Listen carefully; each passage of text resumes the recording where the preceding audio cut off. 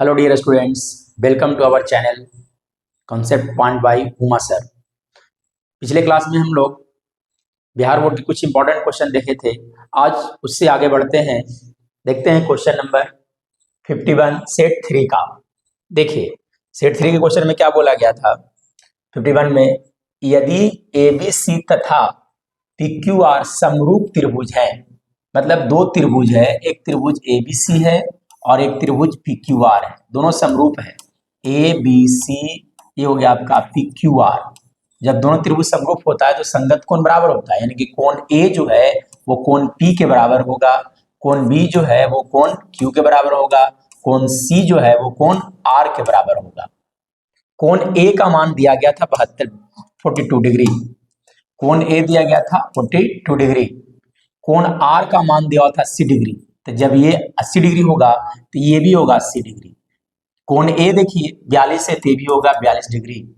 तब आपसे पूछा था कोण B का मान क्या होगा, यानी कि कोण B ये वाला कोण का मान पूछा गया था। तो त्रिभुज में तीनों कोणों का योग होता है 180 डिग्री, तो दोनों को जोड़ लेते हैं जिसका मान आएगा 122 आएगा। तो तीसरा कोण निकालने के लिए 180 से घटा लेंगे, घटाने के बाद इसका मान आएगा 58 डिग्री, इसलिए कोण बी का जो मान होगा वो 58 डिग्री होगा। ये था 51 क्वेश्चन। चलिए आगे बढ़ते हैं हम लोग, क्वेश्चन नंबर 52 की ओर आते हैं। 52 में क्या बोला गया था, बोला गया 52 नंबर में कि बहुपद एक दिया हुआ है कि शून्यक है, इस बहुपद का शून्यक ज्ञात करना है। एक्स स्क्वायर माइनस 5 लिखा हुआ था, इसको लिख सकते हैं एक्स स्क्वायर माइनस रूट 5 का होल स्क्वायर। इसको फाइनली लिख सकते हैं एक्स प्लस रूट 5 गुणे लिख सकते हैं एक्स माइनस रूट 5 लिखा जा सकता है। तो यहाँ से शून्यक ज्ञात करना है, तो इसलिए कह सकते हैं कि x प्लस रूट 5 का जो मान होगा वो 0 के बराबर होगा और x माइनस रूट 5 का जो मान होगा वो भी 0 के बराबर होगा, यानी कि x बराबर माइनस रूट 5 और साथ साथ में x बराबर लिखा जा सकता है रूट 5, इसलिए x का मान रूट 5 और माइनस रूट 5 होगा। देखिए ऑप्शन नंबर जो है आपका प्लस रूट 5 और minus root 5, option number C जो है वो राइट आंसर होगा। चलिए नेक्स्ट आगे को हम लोग बढ़ते हैं, 53 नंबर देखते हैं। 53 नंबर देखिएगा क्या बोला गया था, बोला गया था कि निम्न समीकरण समीकरण निकाय दो को इक्वेशन दिया हुआ था, दोनों समीकरण को लिखते हैं। प्लस के बाई बराबर 0 लिखा हुआ था और एक और लिखा हुआ था 3x प्लस 5 बराबर 20 लिखा हुआ था। के अद्वितीय हल है, ये जो इक्वेशन है इसका अद्वितीय हल है। तो अद्वितीय हल के लिए हम लोग जानते हैं कि a1 बाई a2 जो होता है वो not equal to b1 by b2 लिखा जाता है। होने के लिए k का मान पूछा गया था, तो a1 बाई a2 का मान निकालते हैं, तो 3/2 not equal to b1 by b2 यानी कि k बटा 5 होगा। जब हम क्रॉस करेंगे तो 2k नॉट इक्वल टू हो गया आपका 15, इसलिए कह सकते हैं कि k का मान जो होगा 15/2 के बराबर नहीं होगा, यानी कि ऑप्शन नंबर ए जो है वो राइट आंसर होगा। चलिए नेक्स्ट आगे क्वेश्चन को हम लोग बढ़ते हैं, देखते हैं क्वेश्चन नंबर 58 में क्या बोला गया था। देखिए दोस्त, देखिए फ्रेंड, देखिए स्टूडेंट्स, 58 में क्या बोला गया। 54 में कह रहा था निम्नलिखित में कौन समांतर श्रेणी है, इसमें से पहचानना था कि कौन सा समांतर श्रेणी है। तो समांतर श्रेणी के लिए सार्वंतर समान होता है। देखिए यहाँ पर ये नहीं हो सकता है, सार्वंतर समान नहीं है, ये भी नहीं हो सकता है। यहाँ देखिए यहाँ इन दोनों का अंतर कितने है, 2 का अंतर है, यहाँ पर अंतर कितने का है, 4 का है, ये भी नहीं होगा, ये डेफिनेटली होगा, यानी कि ऑप्शन डी जो है वो राइट आंसर होगा। चलिए नेक्स्ट आगे की ओर हम लोग बढ़ते हैं, 55 नंबर चेक करते हैं। 55 नंबर में देखा जाए क्या बोला गया था। 55 में बोला गया था कि 55 में देखिएगा बिंदु किस पाद में, तो दोनों निगेटिव होता है तृतीय पाद में, इसलिए तीसरा होगा। चलिए नेक्स्ट आगे की ओर बढ़ते हैं,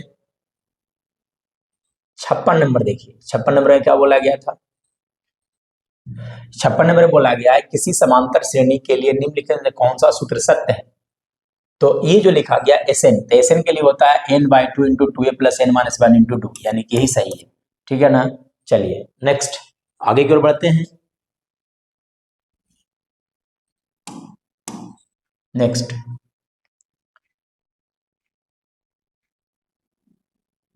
देखिएगा द्विघात समीकरण के विविधकर का मान, तो विविधकर का होता है डी बराबर हम लिखते हैं बी स्क्वायर माइनस 4ac, लेकिन बी के जगह देखिए यहाँ पे ए लिखा हुआ है, इसलिए इसका लिखा जाएगा यहाँ पे ए स्क्वायर माइनस 4a, ए के जगह पर बी लिखा हुआ है इसलिए अब लिखा जाएगा बी, और सी की जगह पर सी है इसलिए मान होगा ए स्क्वायर माइनस 4bc, ए स्क्वायर माइनस 4bc, यानी कि ऑप्शन नंबर बी जो है वो सही आंसर होगा। चलिए नेक्स्ट आगे की ओर बढ़ते हैं। क्वेश्चन नंबर हम लोग देखते हैं 58 नंबर। 58 में देखिए क्या बोला गया है।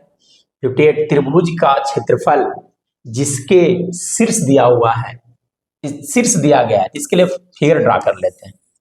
त्रिभुज के लिए इसके त्रिभुज का क्षेत्रफल निकालने के लिए पहले फिगर बना लेते हैं। देखिएगा फिगर ड्रा करने के लिए एक त्रिभुज का क्षेत्रफल निकालना था, तो देखिएगा इस तरह से है, x का मान -4 x का मान -4 इधर कहीं होगा, -4,0 हो गया, और ये था 0,3 दिया गया था, तो इसको इस तरह से मिला देते हैं 0 0, मतलब ये वाला हो गया आपका 0 0 हो गया, एक त्रिभुज बना। इस त्रिभुज का नाम दे देते हैं AOB, तो AOB त्रिभुज का क्षेत्रफल। तो ये देखिए इसका लंबाई होगा 4, इसका लंबाई होगा 3, तो ये 3 है, ये 4 है, तो ये हो गया आपका आधार हो गया, ये हो गया त्रिभुज का ऊंचाई। तो क्षेत्रफल निकालते हैं 1/2 गुने आधार गुने ऊंचाई, 2 बार में कट गया, यानी कि 6 वर्ग इकाई, तो 6 जो होगा वो राइट आंसर होगा। चलिए नेक्स्ट हम लोग 58 की ओर बढ़ते हैं। क्वेश्चन नंबर 58 देखते हैं। क्वेश्चन नंबर 58 हो चुका था, 59 नंबर में देखा जाए क्या बोला गया है। एक समबाहु त्रिभुज होते हैं, सभी समबाहु त्रिभुज होते हैं। सभी समबाहु त्रिभुज क्या होते हैं? तो सभी समबाहु त्रिभुज आपस में समरूप होते हैं, सर्वांगसम नहीं होगा, कोई जरूरी नहीं कि सबका भुजा का लंबाई समान हो। चलिए नेक्स्ट आगे क्वेश्चन को हम लोग बढ़ते हैं, देखते हैं 60 नंबर। 60 नंबर क्या बोला गया था? बोला गया है यदि बहुपद, एक बहुपद लिखा हुआ है, तो बहुपद लिखा हुआ था x square minus 3x plus 5 के शून्यक a और b है, यानी कि इसके शून्यक a और b है, तब आपसे पूछा गया था कि 4 गुने a प्लस b, शून्यकों का योगफल, शून्यकों का योगफल का फॉर्मूला होता है माइनस बी वाई, यानी कि -3/1 लिख सकते हैं, यानी कि इसका मान जो आएगा 4 गुने 3, यानी कि हो गया 12, इसलिए 12 जो है आपका करेक्ट आंसर होगा। चलिए नेक्स्ट अगला क्वेश्चन देखते हैं हम लोग, 61 पर आते हैं। 61 में क्या बोला गया था? समांतर श्रेणी एक लिखा हुआ है, 5 है, 8 है, 11 है और 14 है, के प्रथम पद 24 है, के प्रथम 24 पदों का योग दिया गया, प्रथम 24 पदों का योग दिया गया है, यानी कि इस एपी के लिए देखा जाए तो इसका प्रथम पद हो गया 5, प्रथम पद हो गया 5, इसका सारबंतर का मान होगा 8 में से 5 गया तो वो आएगा 3। अब आगे क्वेश्चन में क्या बोला जा रहा है कि प्रथम 24 पदों का योग, 24 पदों का योग, यानी कि एस 24 का मान जो दिया का पदों का योग, यानी कि इसका मान पूछा गया था। तो एस 24 के लिए हम लोग फॉर्मूला जानते हैं, एस एन बराबर लिखा जाता है n/2 into 2a plus n-1 into D लिखते हैं, इसलिए लिख सकते हैं एस 24 बराबर 24/2 गुने 2a, ए का मान देखिए 5 है इसलिए 5 लिखाएगा, प्लस 24 - 1 इंटू डी, डी का मान देखिएगा तो यहाँ पर दिख रहा है आपको 3, यहाँ पर 3 रख देते हैं, इसको कैलकुलेट कर लेते हैं तो 12 आ गया है ना, 10 प्लस यहाँ से देख सकते हो 23 इंटू हो जाएगा आपका 3, यानी कि 12 गुने 10 प्लस लिखा जा सकता है 69, जोड़ते हैं दोनों को तो इसका ओवरऑल मान जो आएगा वो 12 गुने लिखा जा सकता है आपका हो गया 79, गुना करते हैं तो 12 नमा 78 से 8 हो गया, 10 बचा रह गया, 12 7 84 और 10 हो गया 94, यानी कि 948 होगा, 948 ऑप्शन सी जो है वो सही होगा। चलिए नेक्स्ट आगे क्वेश्चन को हम लोग बढ़ते हैं, देखते हैं क्वेश्चन नंबर 62 के बारे में क्या बोला गया था कि बिंदु 5 5 की मूल बिंदु से दूरी होगी, यानी कि ओरिजिन से इसकी दूरी पूछी गई है, कुछ नहीं करना है, 5 का स्क्वायर कर देना है प्लस 5 का स्क्वायर कर देना है, इसको कैलकुलेट करेंगे तो आएगा 25 प्लस 25, जिसका मान होता है √50, और √50 को हम लोग लिख सकते हैं 5 गुने √2, इसलिए आपका सही आंसर होगा सी, 5 √2 होगा। आगे क्वेश्चन की ओर बढ़ते हैं, 63 नंबर में देखिए, 63 नंबर में क्या बोला गया था, यदि त्रिभुज एबीसी में AB का मान 13 है, BC का मान 12 है, AC का मान 5 है, तो कौन सी का मान, देखिए इस तरह से एक त्रिभुज है, इस त्रिभुज में अगर बात किया जाए AB का मान 13 है, तो ये हो गया AB का मान लेता हूँ 13 है, BC हो गया 12, ये C है, BC हो गया 12 और ये हो गया 5। तो यहाँ पाइथागोरस थ्योरम लगेगा, इसका स्क्वायर करेंगे तो इसके स्क्वायर के बराबर आगे, इसलिए कह सकते हैं कोण जो होगा वो 90 डिग्री होगा, यानी कि कोण C जो होगा वो 90 डिग्री हो गया। चलिए 64 नंबर देखते हैं, क्या बोला गया है, बिंदु की कोटि, भुज कोटि, कोटि होता है बाह्य निर्देशांक, बाह्य निर्देशांक का मान कितना है 10 है, इसलिए ऑप्शन बी जो है वो सही होगा। नेक्स्ट आगे की ओर बढ़ते हैं, हम लोग देखते हैं 65 नंबर। 65 नंबर में क्या बोला गया था, 65, दो समरूप त्रिभुज की संगत भुजाओं का 4:9 है, तो इसके क्षेत्रफल का अनुपात पूछा गया था। जब क्षेत्रफल का अनुपात पूछा जाएगा, भुजाएं का अनुपात दिया हुआ है, क्षेत्रफल का अनुपात पूछा जाएगा, तो हम इसका स्क्वायर कर लेंगे, 4 का स्क्वायर 16, 9 का स्क्वायर 81, यानी कि 16:81 होगा।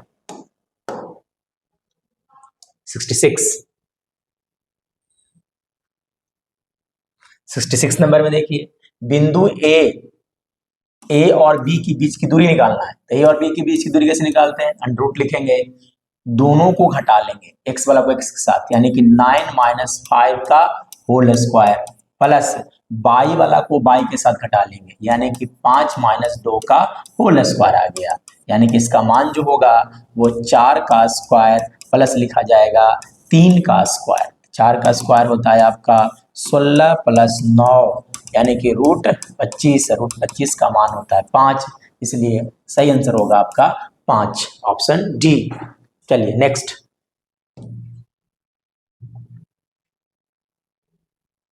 67 नंबर देखा जाए, 67 नंबर में क्या बोला गया है,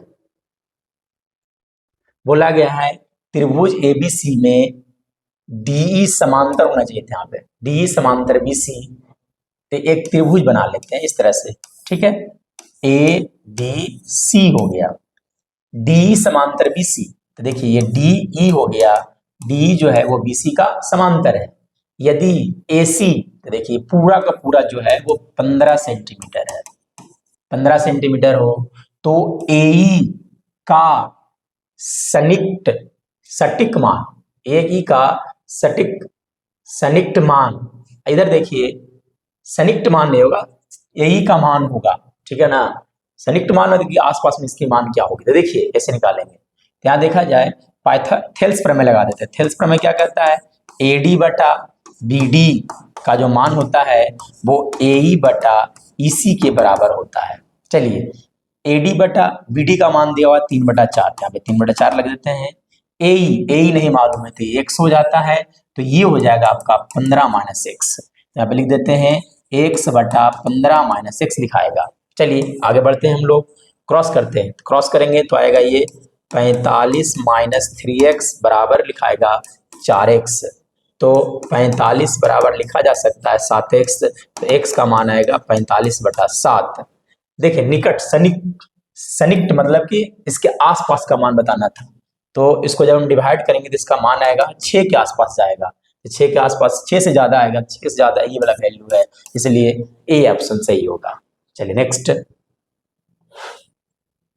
68 नंबर देखा जाए, 68 नंबर में क्या बोला गया था कि सार्व समांतर श्रेणी एक दिखा हुआ है, कौन सा पद 109 है, इस समांतर श्रेणी का कौन सा पद 109 होगा, तो देखिए हम मान लेते हैं कि एनवा पद जो है वो 109 है, टीन बराबर 109 लिख देते हैं। अब एनवा पद निकालने के लिए फॉर्मूला हम लोग जानते हैं, a + n - 1 × d का मान हो गया आपका 109, और a का मान हो गया 4, n नहीं मालूम, d का मान हो गया, देखिए 9 में से 4 गया तो यहाँ रख दिया 5, बराबर लिख सकते हैं 109, यानी कि n - 1 × 5 का मान हो जाएगा आपका 105, यानी कि n - 1 का मान हो गया 21, यानी कि n का हो गया मान 22, इसलिए 22वां पद, इस एपी का 22वां पद 109 होगा। 69 नंबर देखा जाए, 69 नंबर में यदि tan थीटा का मान 12/5 है तो sin थीटा का मान पूछा गया है। बहुत इजी क्वेश्चन है।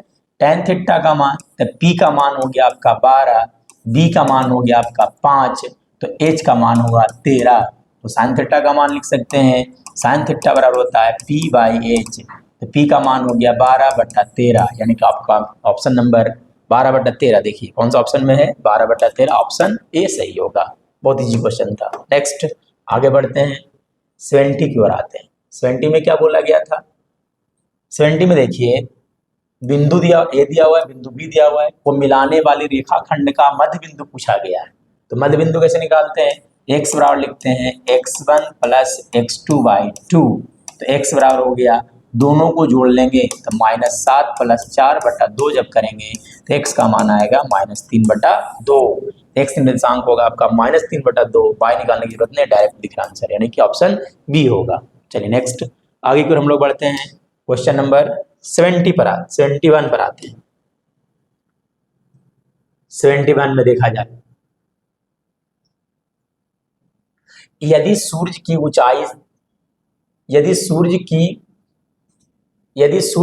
नहीं 60 डिग्री है, तब 30 मीटर की लंबी छाया को बनाने वाली ऊर्ध्वाधर मीनार की ऊंचाई, यहाँ सूर्य की ऊंचाई नहीं होगी, ठीक है ना, सूर्य की उन्नयन कोण होगी, यहाँ ले सकते हैं सूर्य की उन्नयन कोण 60 डिग्री है, ठीक है ना। तो मतलब एक मीनार है, सूर्य का उन्नयन कोण, तो सूर्य का उन्नयन कोण हो गया आपका 60 डिग्री हो गया, ठीक है।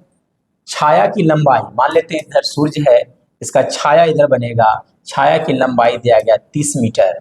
तो ए बी सी आपसे पूछा गया है कि मीनार की ऊंचाई क्या होगी, यानी कि ए बी की लंबाई, तो यहाँ लगा देते हैं हम tan 60। तो tan 60 बराबर होता है p/b, यानी कि ए बी बाई लिख सकते हैं बी सी।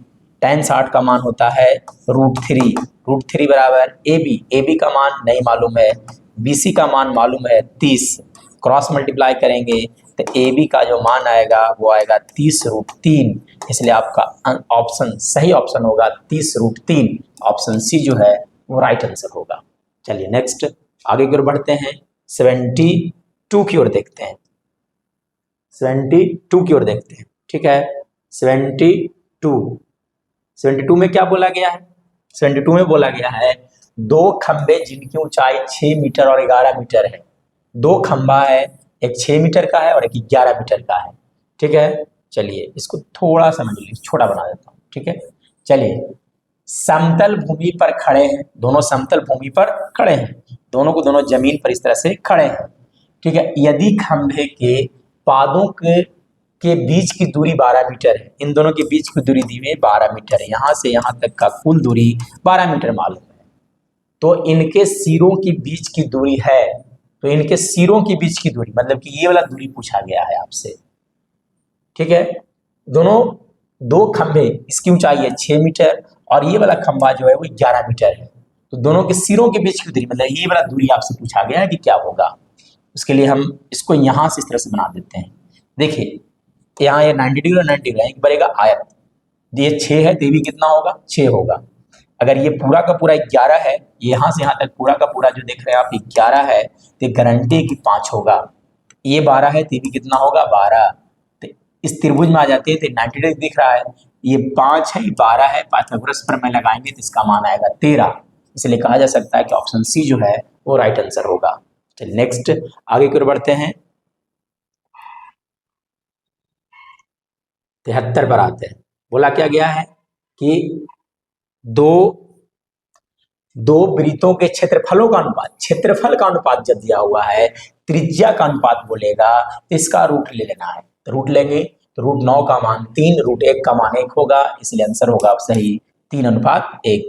चलिए नेक्स्ट आगे की ओर बढ़ते हैं, 74 पर आते हैं। 74 में क्या बोला गया था, बहुलक बोला गया था, इसका बहुलक क्या होगा, तो बहुलक में क्या होता है जो डाटा सबसे अधिक बार आता है, तो देखते हैं 4 सिर्फ और सिर्फ एक ही बार आया है।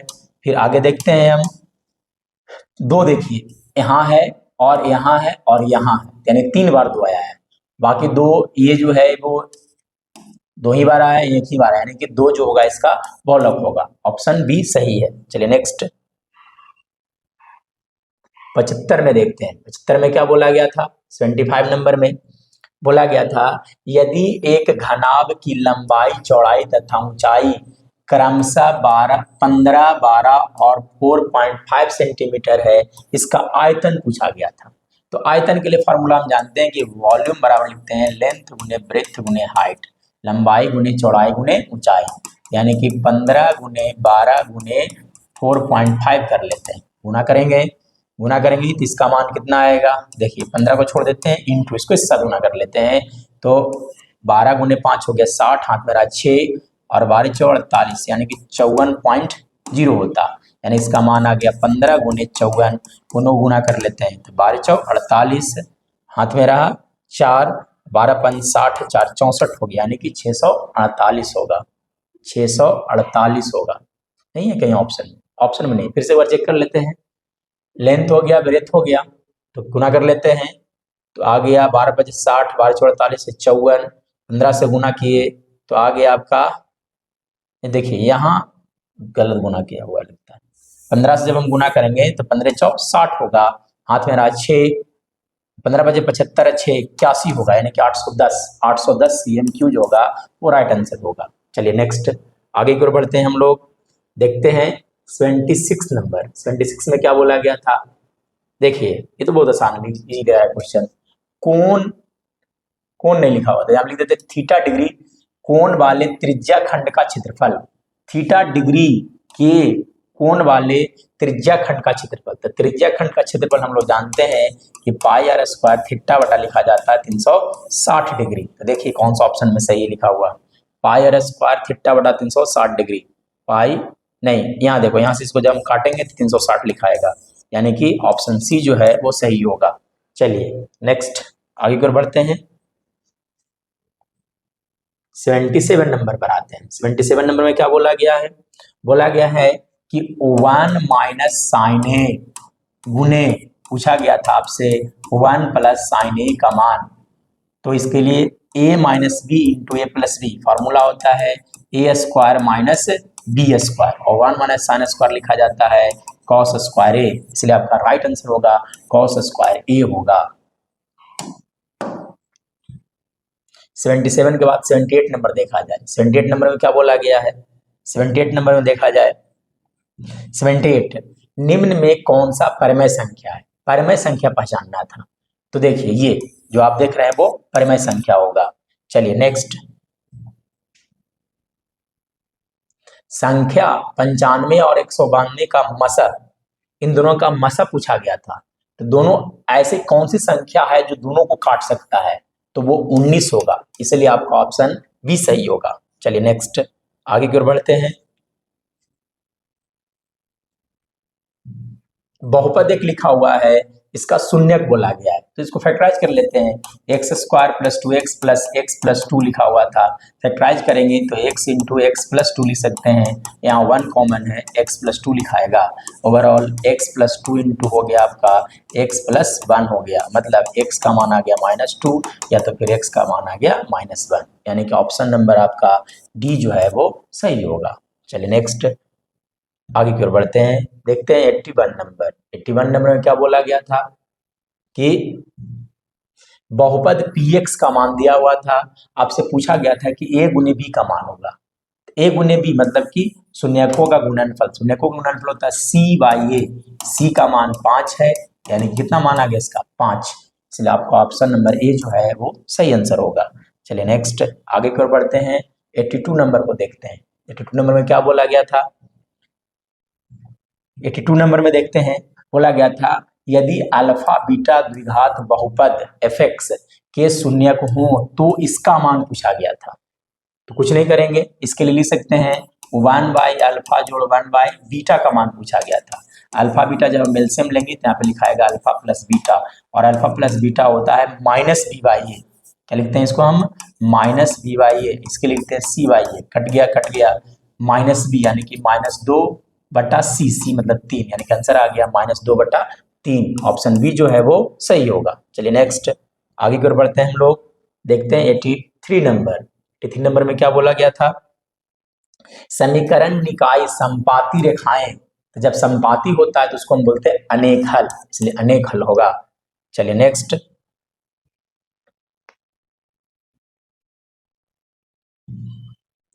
द्विघात समीकरण का विवेचक होगा। तो विवेचक के लिए हम फॉर्मूला जानते हैं कि डी बराबर लिखा जाता है बी स्क्वायर माइनस 4ac। तो बी का मान हो गया -4 स्क्वायर माइनस 4a, ए का मान हो गया 2 गुने 3, जब हम गुना करेंगे -16 हो गया, इसको इससे गुना करेंगे तो -24, यानी इसका मान ओवरऑल आ गया -8, इसलिए -8 जो है आपका सही आंसर होगा। अगला क्वेश्चन की ओर बढ़ते हैं, देखते हैं हम लोग 85 नंबर क्वेश्चन को। 85 नंबर में क्या बोला गया है, देखिए 85 नंबर में क्या बोला गया है, समांतर श्रेणी एपी यहाँ पर होगा। समांतर श्रेणी का सारवंतर कैसे निकालते हैं, T2 माइनस T1, यानी कि 3 प्लस √2 में से हम 3 को घटा लेंगे तो 3 से 3 गया, यानी इसका मान हो गया √2, यानी कि ऑप्शन सी जो है वो सही आंसर होगा। चलिए आगे की ओर बढ़ते हैं, 86 नंबर को चेक करते हैं। 86 में क्या बोला गया था, देखिए 86 में क्या हुआ, यदि समांतर श्रेणी का प्रथम पद ए है, सारवंतर डी है, तो एनवा पद पूछा गया था। तो एनवा पद के लिए फार्मूला होता है a+n-1 इंटू डी, यानी कि ऑप्शन ए जो है वो सही होगा। चलिए नेक्स्ट आगे की ओर बढ़ते हैं, 87 नंबर को चेक करते हैं। बोला गया था कि 1/√3 किसका मान होता है, 1/√3 का मान tan 30 पर होता है, इसलिए tan 30 सही होगा। नेक्स्ट आगे की ओर बढ़ते हैं, देखते हैं 88 नंबर। 88 नंबर में क्या दिया गया है, 88 नंबर में बोला गया कि कॉसेक थीटा का मान 2/√3 लिखा गया है। तो कॉसेक का मान 2/√3 कितना पर होता है, 60 डिग्री पर, इसलिए आपका आंसर सी सही होगा। चलिए अगला की ओर बढ़ते हैं, देखते हैं 89 नंबर। 89 नंबर में क्या बोला गया है, 89 नंबर को देखते हैं, लिखा हुआ है साइन स्क्वायर 30 जोड़ साइन स्क्वायर 60 का मान x है, तो x का मान क्या होगा। तो साइन 30 का मान, देखिए साइन स्क्वायर 30, ये कितना लिखा हुआ है, किसी एक को बदल देते हैं, इसको लिख सकते हैं, देखिए ये जो लिखा हुआ है वो लिखा हुआ है कॉस स्क्वायर 30 डिग्री, और इसको लिख देते हैं साइन स्क्वायर 90 माइनस 30 डिग्री। तो साइन 90 माइनस थीटा होता है कॉस थीटा, यानी कि कॉस स्क्वायर 30 डिग्री, जोड़ हो गया आपका कॉस स्क्वायर 30 डिग्री। तो कॉस स्क्वायर 30, कॉस 30 का मान होता है √3/2 का स्क्वायर, और इसका ही मान हो जाएगा आपका √3/2 का स्क्वायर। इसका मान आएगा 3/4 जोड़ 3/4, 6/4 कट गया, यानी कि 3/2, यानी कि ऑप्शन आपका डी सही था। चलिए नेक्स्ट 90 नंबर देखते हैं। 90 नंबर में क्या बोला गया था, sec square theta minus 1, sec square theta minus 1 का जो मान होता है वो tan थीटा के बराबर होता है, यानी कि ऑप्शन सी जो है वो सही होगा। चलिए नेक्स्ट आगे की ओर बढ़ते हैं, देखते हैं 91 नंबर। 91 में क्या बोला गया था, 91 में लिखा हुआ था 9 cosec square theta minus cot square theta का मान बोला गया था। इसका मान होगा cosec square minus cot square 1 होता है, नहीं कि 9 गुने 1 का मान हो गया 9, इसलिए 9 जो है वो राइट आंसर होगा। 92 में देखा जाए tan थीटा का मान दिया 4/3, तो इसका मान पूछा गया ओवरऑल। तो tan में कन्वर्ट करने के लिए सबको हम डिवाइड कर देते हैं cos से, cos से डिवाइड करके लिखाएगा tan थीटा माइनस 1 बटा लिखाएगा आपका tan theta plus 1। tan theta का मान दिया 4/3, 4/3 माइनस 1 बटा 4/3 प्लस 1 होगा। तो 3 लघुत्तम लेंगे तो 4 माइनस 3 बटा 4 प्लस 3 बटा 3 होगा, मतलब 4 में से 3 गया तो 1/3 बटा 7/3, 3 से 3 गया, यानी कि इसका मान आ गया 1/7, इसलिए 1/7 जो है वो राइट आंसर होगा। चलिए आगे की ओर बढ़ते हैं, देखते हैं हम लोग 93 नंबर को। 93 नंबर में क्या बोला गया है, बोला गया tan 52 गुने 38। देखो इन दोनों को जोड़ेंगे तो मान 1 आएगा, जब भी इसको गुना करेंगे तो इसका मान कितना होगा 1, यानी कि ओवरऑल इन दोनों को जोड़ेंगे तो मान 90 आ रहा है। जब कभी भी इस तरह से होता है कि दोनों को जोड़ने के बाद 90 डिग्री का मान आया, दोनों गुना करेंगे तो ओवरऑल मान कितना हो जाएगा 1 हो जाएगा। चलिए आगे की ओर बढ़ते हैं, 94 नंबर में आते हैं। 94 नंबर में क्या बोला गया है, देखिए एक ऊर्ध्वाधर छड़ की लंबाई तथा इसकी छाया की लंबाई का अनुपात दिया हुआ है। ये छड़ है, ये इसका छाया है, दोनों का अनुपात यानी कि 1 है और ये √3 है। तो आपसे पूछा गया है उन्नयन कोण, यानी कि ये वाला कोण पूछा गया है, यानी कि फिर से लगा देते हैं यहाँ पे tan थीटा हो जाएगा 1/√3 tan का मान होता है 30 डिग्री पर, इसलिए इसका मान ए सही होगा। चलिए 95 में देखा जाए, बोला गया है एक भवन के शिखर से 30 मीटर की दूरी पर स्थित एक गमले की अवनमन कोण 30 डिग्री है, तो भवन की ऊंचाई है। फिर से देखा जाए, एक भवन के शिखर से, एक भवन है, इसके शिखर से, ऊपर से, ठीक है ना, कहीं एक जमीन पर इधर कहीं गमला रखा हुआ है, ठीक है, इसको जब हम ऊपर से देखते हैं तो अवनमन कोण बनता है आपका 30 डिग्री, यानी कि ये वाला कोण हो गया 30 डिग्री। साथ साथ इस बिल्डिंग का ऊंचाई दिया हुआ 30 मीटर। तो आपसे पूछा गया है,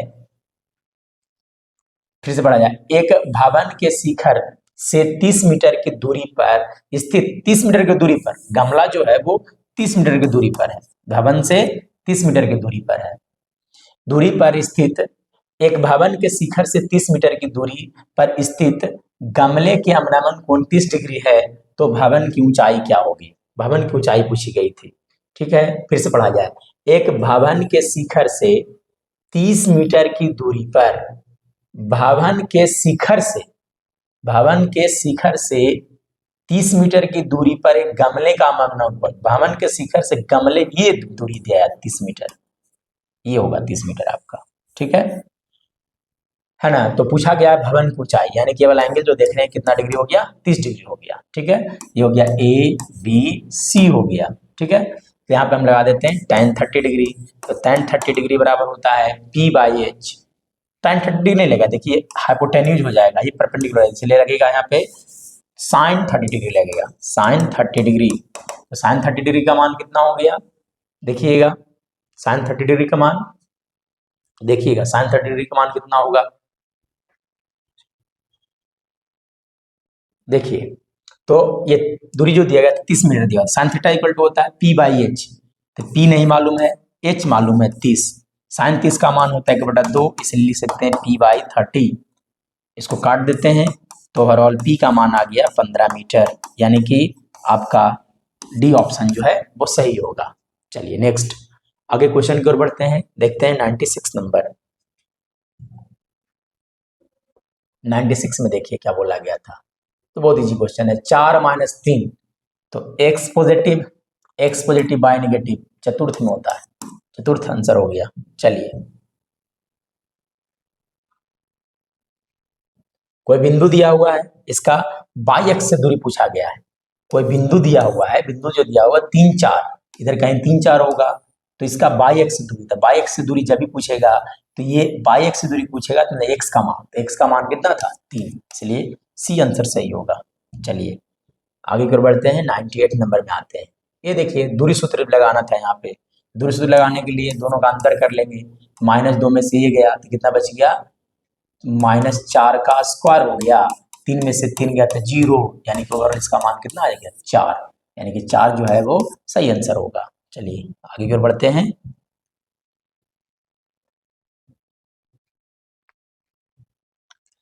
बिंदुओं के मिलाने वाले रेखाखंड का मध्य बिंदु पूछेगा तो दोनों को जोड़ लेना, डिवाइडेड बाय 2, 6 + 4 10 हो गया, 2 से डिवाइड किया तो 5, फिर दोनों को डिवाइड करेंगे तो यानी कि ऑप्शन नंबर बी जो है वो सही होगा। चलिए आगे की ओर बढ़ते हैं, देखते हैं 98 के बाद 100 क्वेश्चन, 100वां क्वेश्चन देखते हैं क्या लिखा हुआ है।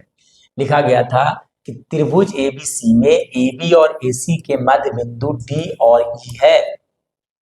त्रिभुज ABC में AB और AC, एक त्रिभुज बना लेता हूं, एक त्रिभुज हो गया ABC, AB का मध्य बिंदु जो है D है और इसका मध्य बिंदु E है, इस प्रकार है कि DE समांतर BC, ये दोनों आपस में समांतर है, तथा BC का मान दिया 8, तब आपसे पूछा गया DE का मान, तो जब भी ऐसा होगा तो इसका मान होगा 4, मिड पॉइंट थ्योरम से।